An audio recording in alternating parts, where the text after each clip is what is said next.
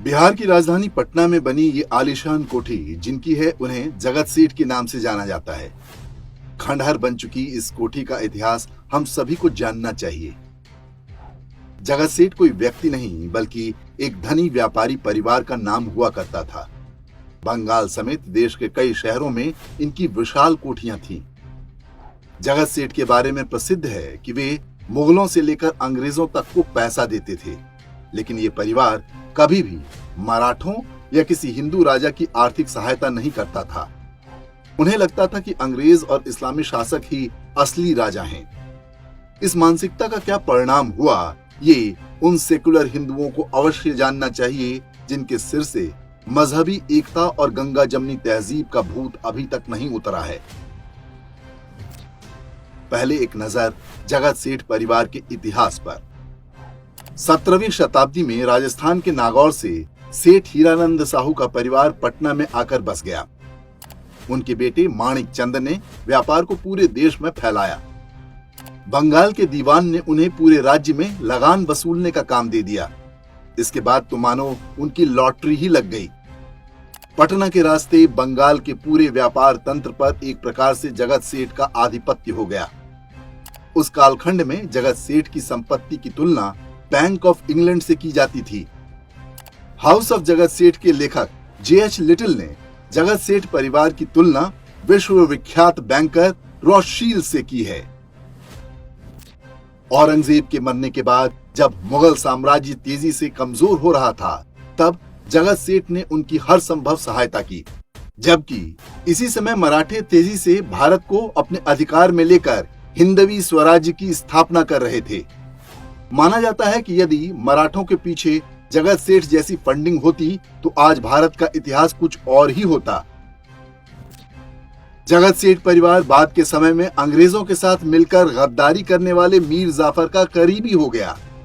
कहते हैं कि जगत सेठ ने मीर जाफर को नवाब बनाने के लिए उस दौर में 2 करोड़ 80 लाख रुपए खर्च किए थे।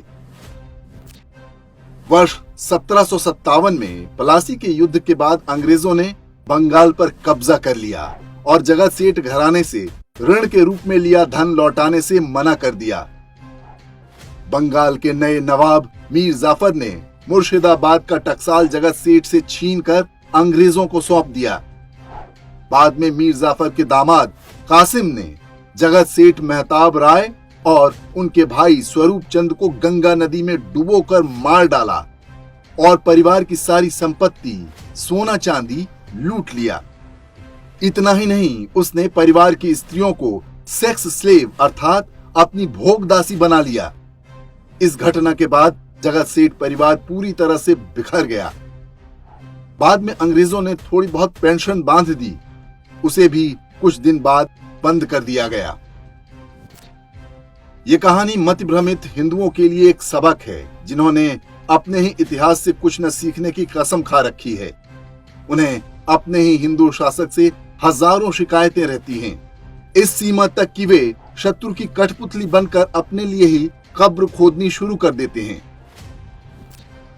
जगत सेठ का परिवार नष्ट हो गया, लेकिन उसकी मानसिकता हिंदू समाज में आज भी कायम है। आज भी अलग अलग रूपों में हम वही काम कर रहे हैं। हम इतने आत्मघाती हैं कि अटल बिहारी वाजपेयी से नाराज होकर सोनिया गांधी को सत्ता सौंप देते हैं। नरेंद्र मोदी से नाराज हुए तो किसी भी ऐरे गैरे को लाने की बात करने लगते हैं।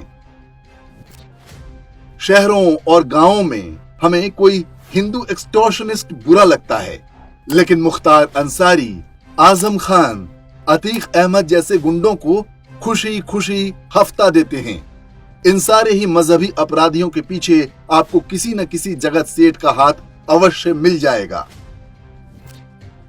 हम हिंदू एक्सटॉर्शनिस्ट को नहीं पालेंगे जो केवल कुछ पैसे ही लेगा। हम मुसलमान एक्सटॉर्शनिस्ट को पालेंगे जो पैसे लेगा, फिर हमारी महिलाएं और संपत्ति लेगा और अंत में हमारे गले भी काटेगा।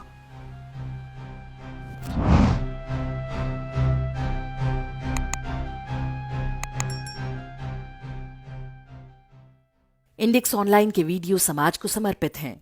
आप इनको डाउनलोड करके जैसे चाहे वैसे प्रयोग कर सकते हैं। चाहे तो आप हमारे टेलीग्राम चैनल से जुड़ सकते हैं। वहां सारे नए पुराने वीडियो आपको मिल जाएंगे। हमारे सोशल मीडिया लिंक हर वीडियो के डिस्क्रिप्शन में होते हैं। हमारा एकमात्र उद्देश्य हिंदू समाज को जागृत और एकजुट करना है। इसमें सहभागी बने। धन्यवाद।